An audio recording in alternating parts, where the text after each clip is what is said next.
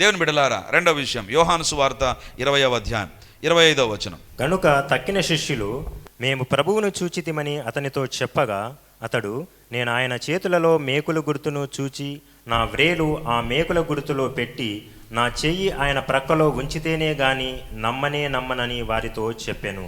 ఏమంటున్నాడు తోమా? ఏమంటున్నాడు? నమ్మనే నమ్మను. ఎందుకు నమ్మనే నమ్మడంట? మేకుల గుర్తును చూచి నా వ్రేలు ఆ మేకుల గుర్తులో పెట్టి నా చేయి ఆయన ప్రక్కలో ఉంచితేనే గాని నమ్మనే నమ్మను. ఇక్కడ ఈ యొక్క తోమ ఒక సందేహాన్ని వెళ్ళబుస్తుంటున్నాడు. నేను నమ్మనే నమ్మను, నాకు డౌట్ ఉంది. మీరు ఎవరిని చూశారు? మీరు ఏదన్నా యేసు ప్రభుని గురించి అనుకొని అలా యేసు ప్రభు ఊహించుకొని మీ దగ్గరకు వచ్చాడని మీరు అనుకుంటున్నారేమో. నేను అలాంటి వ్యక్తిని కాదు. నేను ఆయన గాయాల్లో నా వేలు పెట్టి చూడాలి. ఎందుకంటే యేసు ప్రభు గాయాలు మామూలు గాయాలు కాదు, అది చాలా పెద్ద గాయాలు. కాబట్టి ఆ గాయాల్లో నా చేతి వ్రేలును పెట్టి నేను చూడాలి. మీలాగా ఊరికే కనబడినాడు అంటున్నా కానీ నమ్మేటువంటి బాపతి కాదు నాది. నేను నమ్మనే నమ్మను. దేవుడు వచ్చి ఏమనాలి? బుద్ధుందా తోమా? 3.5 సంవత్సరాలు నా దగ్గరకు వచ్చిన తర్వాత నీ విశ్వాసం ఏమైపోయింది? అనుమానం ఉంది, సందేహం ఉంది అని తిట్టాడా? లేదండి. పునరుత్థానుడైన యేసయ్య ఎవరు తెలుసా? నీ సందేహాన్ని నిర్లక్ష్యం చేయడు. ఒకటి, నీ మాటలు వింటాడు ఆయన, నీ మాటల విషయంలో స్పందిస్తాడు. రెండవదిగా, నీకు ఒక సందేహం ఉందా? ఏదైనా ఒక అనుమానం ఉంది, ఏదైనా ఒక విషయంలో ఒక సందేహం ఉందా? దేవుని దగ్గర నువ్వు ఎక్స్ప్రెస్ చేస్తే దేవుడు ఎవరు తెలుసా? ఆ సందేహాన్ని నిర్లక్ష్యం చేయడు, సందేహాన్ని తీర్చేటువంటి దేవుడు. ఎందుకు తెలుసా? ఆయనకు చేతకందంటూ ఏది లేదు. ఒక అనుమానం వచ్చిందా, అనుమానం మనిషి దగ్గర ఎక్స్ప్రెస్ చేయవద్దు, దేవుని దగ్గర. ప్రభా ఇది ఏ రకంగా ప్రభా, ఇది నాకు అర్థం కావడం లేదు ప్రభా, ఇది ఏ రకంగా జరుగుతుంది? If you are having a doubt, express that doubt with the lord. నీ పునరుత్థానుడైన యేసయ్య ఏ సందేహాన్ని నిర్లక్ష్యం చేయడు. He will give an apt answer to every doubt that you are having. నీకొచ్చేటువంటి ప్రతి సందేహాన్ని నివృత్తి చేయడానికి ఆయన ఉన్నాడు. దేవుని బిడ్డలారా, అప్పుడప్పుడు మనము అడ్వర్టైజ్మెంట్ చూస్తుంటాం. మీ పిల్లలకు ఏ సందేహం ఉన్నా మా స్కూల్లో వచ్చిన తర్వాత అవన్నీ నివృత్తి చేస్తాం. దేవుని బిడ్డలారా, అన్నీ చేయకపోవచ్చు, కొన్నైనా చేస్తారు. కానీ దేవుడు ఎవరు తెలుసా? శిష్యుల దగ్గర సందేహాన్ని చెబితే 10 మంది శిష్యులు ఆ సందేహాన్ని నివృత్తి చేయలేకపోయారు. అందుకే దేవుడు తానే దిగి వచ్చి, తోమా ఏంటి ఇలా అన్నావంటనే, ఏంటి ఇలా జరిగిందే అని కోపపడలేదు. దేవుడు సందేహాన్ని నివృత్తి చేశాడు. అంటే దేవుడు ఎవరు తెలుసా? పునరుత్థానుడైన దేవుడు ఎవరు తెలుసా? He will give a clarification and answer for all your doubts. నీ యొక్క ప్రతి అనుమానానికి నివృత్తి చేసేటువంటి దేవుడు ఆయన, నివృత్తి చేసేటువంటి దేవుడు. ఏదైనా ఒక అనుమానం ఉందో, దేవా నాతో మాట్లాడు ప్రభా, నీ వాక్యం ద్వారా మాట్లాడు, నాతో కళల ద్వారా మాట్లాడు, సందేహం ద్వారా మాట్లాడు. దేవుని బిడ్డలారా, God is a God who give an answer to your doubts. నీకున్న అనుమానాలకు, సందేహాలకు నివృత్తి చేసేటువంటి దేవుడు. దేవుని బిడ్డలారా, ఇక్కడ 2 విశ్వాసాల గురించి మనం చూస్తాం. ఒకటి, తోమా చూసి అంటాడు, నేను చూచితే గాని నమ్మను, నేను పరీక్షిస్తే గాని నమ్మను. దేవుని బిడ్డలారా, తోమా చెప్పే మాట చూచితేనే నేను నమ్ముతా. దేవుడు అంటాడు చూడకుంటేనే నమ్ము, చూస్తే నమ్ము. అది లోకంలో ఉండేటువంటి డైలాగ్. కానీ పరిశుద్ధ దేవుని పునరుత్థానుడైన యేసయ్య చెప్పేటువంటి మాట ఏంటి తెలుసా? చూడక నమ్మిన వారు ధన్యులు. ఎవరు ధన్యులు అంట? ఈ యొక్క ఫ్లవర్ వాస్ నేను కొనకముందు ఏం చేశాను తెలుసా? దీన్ని చూశాను, దీని రేట్ను చూశాను, ఇది బాగుందా లేదో చూశాను, పరీక్షించారు, ఇది ప్లాస్టికా లేకపోతే రియలా ఏంటని చూశాను. చూసిన తర్వాత నేను నమ్మి ఇది పనికొస్తుంది అని తీసుకొని వచ్చాను. చూసిన తర్వాత నేను నమ్ముతా. అది that is a normal method. కానీ ఇక్కడ దేవుడు చెప్పే మాట ఏంటి తెలుసా? అదే ఈరోజు మన సందేశం. చూడకుండా ఎలా నమ్మాలి? అది ఎలా సాధ్యమవుతుంది? అసలు సాధ్యం కాదు కదా. దేవుడు అంటున్నాడు, నువ్వు అద్భుతం చూడలేదా? అయినా నమ్ము. నువ్వు ఒక మేలు చూడలేదా? అయినా నమ్ము. నీ ప్రార్థనకు జవాబు చూడలేదా? అయినా నమ్ము. నువ్వు దేవుని వాగ్దానం నెరవేరడం చూడలేదా? అయినా నమ్ము. చూడక నమ్మిన వారు ధన్యులు. తోమాతో దేవుడు చెప్పే మాట చూడకుండానే నమ్ము. అది ఎట్లా నమ్ముతాను? చూసిన తర్వాత నమ్ముతాం. ఇది రిమోట్ అని ఎప్పుడు నేను నమ్మానంటే చూసిన తర్వాత నమ్మాను. లోకంలో ఉండేటువంటి మెథడ్ ఏంటంటే చూచి నమ్ముతాం. చూడకుండా నమ్మడం అనేటువంటిది అది భ్రమ అవుతుంది. కానీ బైబిల్లో దేవుడు అంటున్నాడు, దేవుని బిడ్డ ఎవరు తెలుసా? చూడక నమ్మేవారు. హల్లెలూయా. ఈరోజు దేవుడు మనతో మాట్లాడుతున్న మాట ఏంటంటే చూడకుండా ఏ రకంగా నమ్మాలి? చూసిన తర్వాతనే నమ్ముతాం కదా. చూసిన తర్వాతనే ఆ చీరకు అంత డబ్బు పెట్టొచ్చా? ఆ కుటుంబానికి నేను వాడకూడదు అయినా వాడతా, కట్నం ఇవ్వచ్చు అంతా అంత అంత అంత ఉందా? చూసిన తర్వాతనే ఎక్కడైనా నమ్ముతాం. కానీ విచిత్రం ఏంటి తెలుసా? ఆత్మీయ జీవితంలో చూడక నమ్మిన వారు ధన్యులు, చూచి నమ్మిన వారు నార్మల్ పీపుల్. దేవుని దృష్టిలో చూచి నమ్మిన వారు నార్మల్ పీపుల్. ఈ లోకంలో తెలివి కలిగిన వాళ్ళందరూ ఏమంటారో తెలుసా? జ్ఞానం కలిగిన వాళ్ళందరూ ఏమంటారో తెలుసా? సైంటిస్టులు అందరూ ఏమంటారో తెలుసా? నాస్తికులందరూ ఏమంటారో తెలుసా? చూస్తేనే మేము నమ్ముతాం, చూసిన తర్వాతనే మేము నమ్ముతాం. దేవుడు అంటాడు, అరే బాబు, అది లోకం స్టాండర్డ్, అది లోకంలో ఉండేటువంటిది. దేవుని బిడ్డ స్టాండర్డ్ ఏంటి తెలుసా? వాళ్ళకంటే కొంచెం హైలో ఉంటారు. వాళ్ళు ఏంటి తెలుసా? చూడకయే నమ్ముతారు. చూడకుండా నమ్మడం అనేటువంటిది గ్రామటికల్గా రాంగ్ అండి కదా. చూసిన తర్వాత నమ్ముతామండి, కానీ చూడకుండా ఎట్లా నమ్మడం? సుధీర్ ఉన్నాడు అంటే అప్పుడు అడుగుతారు, ఏ సుధీరు? వెల్లటూరు సుధీరా? అవునా? పరిచర్యలో కదా, పరిచయలో ఒక పేరుతో 2-3 ఉన్నారనుకో, మళ్ళీ వాళ్ళకి పక్కన తోక పెట్టుకుంటాం, బ్రాకెట్లో వీళ్ళు వాళ్ళు అని పెట్టుకుంటాం. అప్పుడే మనం నమ్ముతాం. అంటే కన్ఫ్యూజన్ వచ్చినప్పుడు మనము దాన్ని నమ్మడానికి కొన్ని ఏదో ప్రూఫ్స్ పెట్టుకుంటాం. దేవుని బిడ్డలారా, ఇప్పుడు దేవుడు అంటున్నాడు, తోమా, నువ్వు గొప్ప అపోస్తలుని కదా, అపోస్తలుగా నువ్వు ఈ భారతదేశానికి వెళ్ళాలి కదా, గొప్ప సేవ చేయాలి కదా, నీకు ఒక స్టేట్మెంట్, నీకు ఒక విషయం, సార్వత్రిక ప్రపంచానికి ఒక విషయాన్ని తెలుపుతున్నా, చూడక నమ్మాలి. దేవుని బిడ్డలారా, దేవుడు తోమాతో చెప్పిన మాట ఈరోజు మనం ధ్యానం చేయబోతున్నాం. చూడకుండా ఎలా నమ్మాలి? What is the basis? చూడకుండా ఎలా నమ్మాలి? ఒక దీవెన కోసం నువ్వు ప్రార్థన చేస్తున్నావు, చూడకుండా ఎలా నమ్మాలి? స్టేట్మెంట్ బాగుంది, చూడక నమ్మాలి, బాగానే ఉంది. But how can it be? ఏ రకంగా సాధ్యమా? చూచి నమ్మడంలో ఒక రీజన్ ఉంటుంది, ఒకటి నీకు కనబడుతూ ఉంటుంది, ఒకటి నువ్వు వింటూ ఉంటావు, ఒకటి గమనిస్తూ ఉంటావు, కాబట్టే ఒక నమ్మకం ఏర్పడుతుంది. చూడకుండా ఎలా నమ్మాలి? దేవుని బిడ్డలారా, 3 విషయాలు దేవుడు మన ఎదురు తీసుకొని రావాలని ఆశపడుతున్నాం. 119వ కీర్తన 105వ వచనాన్ని మనం చూద్దాం. చూడకుండా ఎలా నమ్మాలి? 119వ కీర్తన 105వ వచనం. నీ వాక్యము నా పాదములకు దీపమును, నా త్రోవకు వెలుగునై ఉన్నది. నీ న్యాయ విధులను నేను అనుసరించేదనని నేను ప్రమాణము చేసి ఉన్నాను, నా మాట నెరవేర్చుదును. నీ వాక్యము నా పాదములకు దీపమును, నా త్రోవకును వెలుగై ఉన్నది. దేవుని బిడ్డలారా, ఇక్కడ మనకందరికి తెలిసిన వాక్య భాగం ఇది. నీ వాక్యము నా పాదములకు దీపము, నీ వాక్యము నా పాదములకు దీపము. దేవుని బిడ్డలారా, ఏమి దీపముగా ఉండాలి అంట? నువ్వు ఏది చూస్తున్నావో అది దీపముగా ఉండకూడదంట. జాగ్రత్తగా వినండి. నీ వాక్యము నా పాదములకు దీపము. నాకు ఏది దీపముగా ఉండాలి అంటే, లోకంలో ఏది ఉందో అది నాకు దీపముగా ఉండకూడదు, నేను చూచేది నాకు దీపముగా ఉండకూడదు, నాకు తెలిసినది దీపముగా ఉండకూడదు. నీ వాక్యము నా దీపము అంటే నీకు కనిపించేది కాదు, వాక్యమే నిజం. వాక్యాన్ని నువ్వు నమ్మగలిగితే చూడకనే అన్ని నమ్ముతావు. నువ్వు వాక్యాన్ని నమ్మలేకపోతే నువ్వు చూసిన తర్వాతనే నమ్మే బ్యాచ్ నువ్వు. దేవుని బిడ్డలారా, ఈరోజు దేవుడు మనతో చెప్పే మాట ఏంటంటే, వాక్యాన్ని కళ్ళుగా చేసుకో, వాక్యాన్ని నేత్రాలుగా చేసుకో. నేత్రాలతో లోకాన్ని చూసి లోకంలో ఉన్న దాన్ని నమ్మితే దేవుడు అంటున్నాడు, లోకాన్ని చూడ్చే కళ్ళు కాదు నీకు కావాల్సింది, వాక్యాన్నే నీ కళ్ళగా చేసుకో. వాక్యముతో చూచిన దాన్ని నమ్మేటువంటి వ్యక్తి చూడకుండా ఉండే ప్రతిదాన్ని నమ్ముతాడు. తను చూచేదాన్ని నమ్మడు, చూడకుండా ఉండేదాన్ని నమ్ముతాడు. చూడకుండా ఉండేది ఏముంటుంది? బైబిల్లో ఒక వాగ్దానం ఉంటుంది.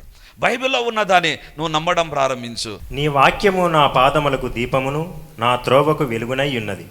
నీ న్యాయ విధులను నేను అనుసరించేదనని నేను ప్రమాణము చేసి ఉన్నాను, నా మాట నెరవేర్చుదును.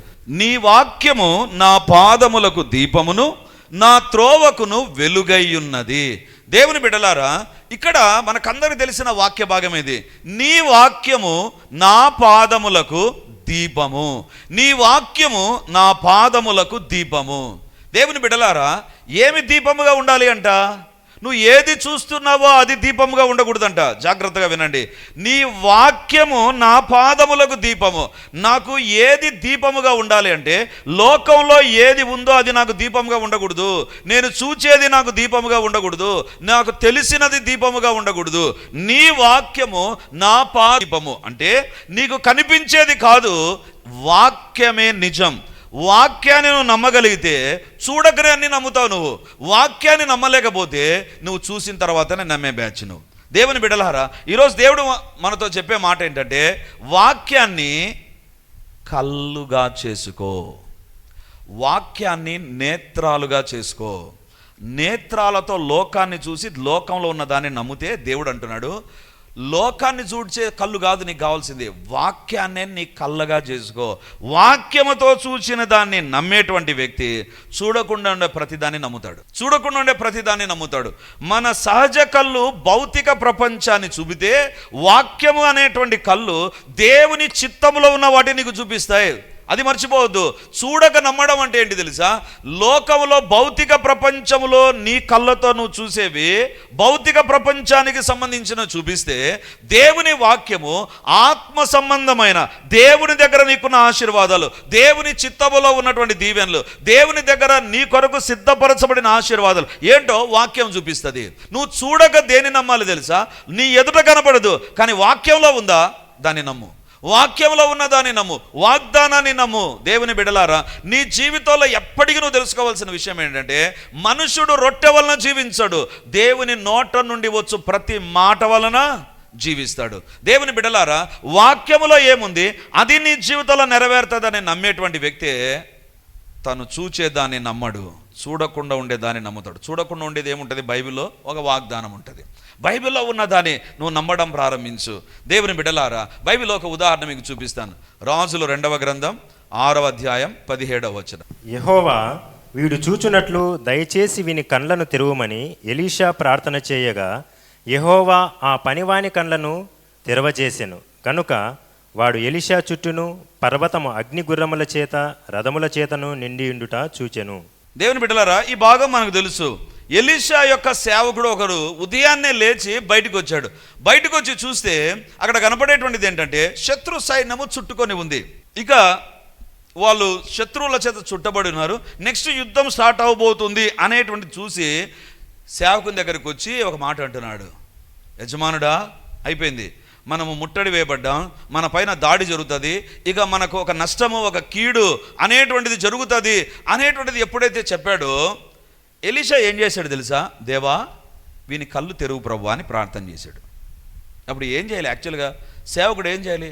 ఏది బంకర్, ఏది ఎక్కడికి పోదాం, ఇక్కడ కాదు కదా, ఎక్కడికి పోతే సేఫ్గా ఉంటాం, రాజు దగ్గర పోదాం, అది చెప్పాలి కదా. కానీ సేవకుడైన ఎలీషా ఏమంటున్నాడు తెలుసా? ప్రభువా, వీని కళ్ళు తెరువు. వీడు ఒకదాన్ని చూస్తున్నాడు, దాన్నే నమ్ముతున్నాడు. చూడండి ఒకటి ఉంది, చూడండి ఒకటి ఉంది, అది వీడు చూడాలి ప్రభా, చూడక నమ్మాలి. దేవుని బిడ్డలారా, ఎలీషా ఎలాంటి సేవకుడు తెలుసా? దేవుని చిత్తములో ఉన్నదాన్ని చూశాడు, దాన్ని నమ్ముతుంటే ఈ సేవకుడు భౌతిక ప్రపంచాన్ని చూస్తుంటున్నాడు. భౌతిక ప్రపంచంలో ఉన్నవన్నీ కూడా సమస్యలు, భౌతిక ప్రపంచంలో ఉన్నవన్నీ కూడా సవాళ్ళు, భౌతిక ప్రపంచంలో ఉన్నవన్నీ కూడా కొదువలు, భౌతిక ప్రపంచంలో ఉన్నవన్నీ కూడా అక్కర్లు, అన్నీ అదే రకంగా ఉంటాయి. కానీ దాన్ని చూచేటువంటి వ్యక్తి కృంగిపోతూ ఉంటాడు. కానీ వాక్యాన్ని కళ్ళుగా చేసుకున్నటువంటి వ్యక్తి అతని జీవితంలో కృంగిపోడు. హల్లెలూయా. దేవుని బిడ్డలారా, నీ జీవితంలో వాక్యం లేకపోతే సమస్యలు మాత్రమే కనపడుతూ ఉంటాయి. నీకు వాక్యం నీ కళ్ళుగా చేసుకొని వాక్యాన్ని చదువుతూ ఉంటే పరిష్కారాలు కనపడుతుంటాయి, పరిష్కారాలు కనపడుతుంటాయి. అందుకే వాక్యాన్ని చదవాలి. చర్చిలో ఎందుకు వాక్యాన్ని చదివిస్తాను అంటే అదే కారణం. ఆ వాక్యాన్ని చదువుతున్నప్పుడు నీ జీవితానికి అవసరమైనటువంటిది ఏదో కలుగుతుంది. అందుకే కీర్తనగా, నీ వాక్యము నా పాదములకు దీపం, నా త్రోవకు వెలుగు ప్రభువా. ఎందుకు తెలుసా? నా జీవితాల్లో I could see only the problems, I could see only the differences and disturbances in my life, but when I look at into your word, నీ వాక్యాన్ని నేను చూసినప్పుడు my eyes of understanding will be open, I could see different realm, వేరొక విధానాన్ని నేను చూస్తూ ఉన్నాను. దేవుని బిడ్డలారా, దేవుడు తోమాతో అంటున్నాడు, తోమా, చూచి నమ్మిన వారి కంటే చూడక నమ్మిన వారు ధన్యులు. ఈరోజు నీ కుటుంబ సమస్యల విషయంలో పట్టుదలతో ప్రార్థన చేసి, ప్రభువా, ఇప్పుడు నేను నీ వాక్యాన్ని చదువుతాను, నాతో మాట్లాడని ప్రార్థన చేయి. ఖచ్చితంగా దేవుడు నీతో మాట్లాడతాడు. ఎక్కడో ఒక వాక్యం దగ్గర ఆగిపోతాను, ఆ వాక్యం నీకు తాకుతూ ఉంటుంది, ఆ వాక్యం నీకు నెమ్మదిస్తూ ఉంటుంది. ఇంకా ఆ వాక్యాన్ని పట్టుకొని ప్రార్థన చేయి, జరగవలసిన అద్భుతాలన్నీ జరుగుతాయి. మనం చేసేది ఏంటి తెలుసా? అంత ప్రార్థన చేసి అసలు బైబిలే చదవకుండా అసలు చర్చికి బైబిల్ తీసుకురాం, మరి దారుణం కదా. వచ్చేది చర్చికే, కానీ we won't carry the Bible. దేవుని బిడ్డలారా, పోయిన ఆదివారం నేను చెప్పాను, దేవుని బిడ్డకు ఉండాల్సిన లక్షణం ఏంటంటే జీవవాక్యాన్ని చేతపట్టుకో. నీ చేతుల్లో ఉండాల్సింది ఏంటి తెలుసా? It's not some tools that you carry. నువ్వు ఏదో తీసుకునేటువంటి సామాన్లు కాదు, లేదా ఏదో వస్తువులు కాదు. Carry the Bible. ఎందుకు తెలుసా? ఇది దేవుని దగ్గర ఉన్న ఆశీర్వాదాలు నీకు తెలిపే గ్రంథం. దేవుని బిడ్డలారా, మన జీవితంలో ఎంతగా వాక్యాన్ని చదువుతుంటున్నాం. If you read the word of God will unveil the hidden things. నీకు తెలియని రహస్యమైన సంగతులను దేవుడు నీకు తెలియజేస్తాడు. అందుకే దేవుని వాక్యం దగ్గర కూర్చొని, దేవా నీ వాక్యం ద్వారా నాతో మాట్లాడంటే ఎన్ని సందేశాలు కావాలంటే అన్ని ఇస్తాడు దేవుడు. ఎన్ని విషయాలు తెలపాలనో అన్ని విషయాలు తెలుపుతాడు. ఎన్ని విషయాలు తెలపాలనో అన్ని విషయాలు తెలుపుతాడు. అందుకే ఎక్కడికి నేను ప్రార్థనకి వెళ్ళినా ఖచ్చితంగా దేవుని వాక్యం దగ్గర కూర్చుంటాను. ప్రభా, ఆ కుటుంబానికి ఏం చెప్తావో చెప్పు ప్రభా, నీ మాట కావాలి. నేను వెళితే ఏం ప్రయోజనం? నేను వెళితే టైం పాస్ అంతే. నేను వెళ్ళినందుకు టైం పాస్ అవుతుంది. But when I go with your word, నీ వాక్యంతో నేను వెళ్తే ఆ కుటుంబానికి కలిగే దీవెనలు వేరుగా ఉంటాయి ప్రభా. దేవుని బిడ్డలారా, ఈరోజు మనం తెలుసుకుందాం, మన కళ్ళు తెరవబడాలి. దేని కొరకు? వాక్యం కొరకు. వాక్యము కొరకు తెరవబడని కళ్ళు లోకములో ఎంత బాగా తెరుచుకున్నా కూడా అది వ్యర్థమే. అందుకే దేవుడు అంటున్నాడు, చూచి నమ్మిన వారి కంటే చూడక నమ్మిన వారు ధన్యులు. ఈ వాక్యాన్ని చదివినప్పుడు దేవుడు నీతో ఏం మాట్లాడతాడో ఆ వాక్యం చెప్తుంది. నీకు ఒక మేలు కలుగుతుంది, నీకు ఒక అద్భుతం జరుగుతుంది. దాన్ని నమ్ము, అప్పుడే జరుగుతుంది అది. If you don't believe the word without word, Christian life is a nuisance. క్రైస్తవ జీవితంలో వాక్యం లేకపోతే అది క్రైస్తవ జీవితంలో ఉన్నటువంటి ఒక పెద్ద తలకాయ నొప్పి. ఎంతగా నువ్వు వాక్యాన్ని చదువుతావో అంతగా నీ జీవితంలో నీకు తెలియని విషయాలు నీ జీవితంలో తెలుసుకుంటావు, నేర్చుకుంటావు. దేవుని బిడ్డలారా, వాక్యాన్ని చదివేటువంటి వ్యక్తి పరిస్థితులను చూడ్డాడు, ప్రభు చెప్పే విషయాలను చూస్తాడండి. దేవుని బిడ్డలారా, చాలా సందర్భాల్లో మనం అనుకుంటాం దేవుడు ఎలా మాట్లాడతాడు. ఖచ్చితంగా దర్శనాల ద్వారా మాట్లాడతాడు, కళల ద్వారా మాట్లాడతాడు, ఆయన స్వరం వింటాం. కానీ ఈజియెస్ట్ వే ఏంటి తెలుసా? వెరీ సింప్లెస్ట్ వే. 24 గంటలు 365 రోజులు if you read this word of God, it will speak. అందుకే ఈ గ్రంథానికి ఉన్న పేరేంటి తెలుసా? మాట్లాడే గ్రంథం. ఈ వాక్యాన్ని చదవనటువంటి వ్యక్తి చూసిన దాన్ని నమ్మి కృంగిపోతూ ఉంటాడు. ఈ వాక్యాన్ని చదివేటువంటి వ్యక్తి చూడని దాన్ని తెలుసుకొని సంతోషిస్తూ దేవా నువ్వు చేయబోతున్నావు అని నమ్ముతాడు. అప్పుడే అద్భుతములు జరుగుతాయి. హల్లెలూయా. దేవుని బిడ్డలారా, ఏ రకంగా చూడకుండా నమ్మాలి తెలుసా? నువ్వు సమస్యను చూసిన తర్వాత దాని పరిష్కారం ఏ రకంగా నీకు తెలియదు, బైబిల్ చదవడం ప్రారంభించు. దేవా ఈ సమస్యకు పరిష్కారం ఏంటి, ఈ యొక్క ఛాలెంజ్కు పరిష్కారం ఏంటి? When you read the word of God, దేవుడు తెలియని విషయాలు తెలుపుతాడు. అదే అక్షరాల నెరవేరుతుందండి. There is no second doubt about that. ఈరోజు దేవుడు అంటున్నాడు, చూచి నమ్మిన వారి కంటే చూడక నమ్మిన వారు ధన్యులు తోమా. అందుకే ఈరోజు నీకు అద్భుతం కనబడదు, కానీ వాక్యాన్ని బట్టి అద్భుతాన్ని నమ్ము. ఈరోజు ఒక మేలు నీ దగ్గర లేదు, వాక్యాన్ని బట్టి మేలు నమ్ము. ఈరోజు నీకు ఒక విడుదల లేదు, వాక్యాన్ని బట్టి విడుదలను నమ్ము. ఖచ్చితంగా అదే నెరవేరుతుంది. కానీ సాతాను అంటాడు, నీ ఎదుట సమస్య ఉంది, అది ఎట్లా పోతుంది, అది ఏ రకంగా పోతుంది? దేవుని బిడ్డలారా, it is none of our business. నీ ఎదుట ఏం కనబడుతుందో దాన్ని బట్టి కాదు. అందుకే బైబిల్ చాలా స్పష్టంగా చెప్తుంది, వెళ్ళి చూపు వలన కాక మన విశ్వాసము ద్వారానే నడుచుకొనుచున్నాం. దేన్ని బట్టి నడవాలి? నీ ఎదుట ఏ పరిస్థితి నీతో మాట్లాడుతుందో, don't look at that. Don't believe what the problem says, simply believe what God's word says. దేవుని మాట ఏం చెప్తుందో దాన్ని మనం నమ్ముదాం. రెండవదిగా ఏ రకంగా చూడక నమ్మాలి అంటే, కీర్తనలు 77వ కీర్తన 11వ వచనాన్ని మనం చదువుదాం. Psalms 77 verse 11. యెహోవా చేసిన కార్యములను, పూర్వము జరిగిన నీ ఆశ్చర్య కార్యములను నేను మనసునకు తెచ్చుకొందును. ఈ కీర్తనకారుడు అంటున్నాడు, నేను ఏం చేస్తాను తెలుసా? పూర్వము జరిగిన కార్యాలను నేను జ్ఞాపకానికి తెచ్చుకుంటా, మనసుకు తెచ్చుకుంటా. నాకు అనిపించింది, నీకేం పని పాట లేదేమో కదా, కూర్చొని గత సంవత్సరం ఈ మేలు చేశాడు, ఏం పొద్దుపోనే వారం కదా అని అనిపించింది నాకు. దేవుని బిడ్డలారా, ఒక శ్రేష్టమైన అనుభవం ఏదైనా ఉందంటే దేవుని బిడ్డ జీవితంలో గత కాలంలో దేవుడు చేసిన మేలను జ్ఞాపకం చేసుకుంటూ ఉండు. గత కాలంలో ఇవన్నీ చేశాడు, ఇప్పుడు ఒక సమస్య ఉంది, ఆ కార్యాలన్నీ చేసిన దేవుడు ఈ సమస్యను తొలగిస్తాడనే విశ్వాసం నీకు కలుగుతుంది.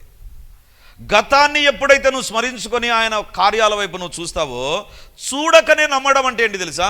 ఈ గతంలో ఇవన్నీ చేశాడు, ఇన్ని వందల అద్భుతాలు చేశాడు, మరొక అద్భుతం ఎందుకు చేయడు అనేటువంటి తలంపు నీకు కలుగుతుంది.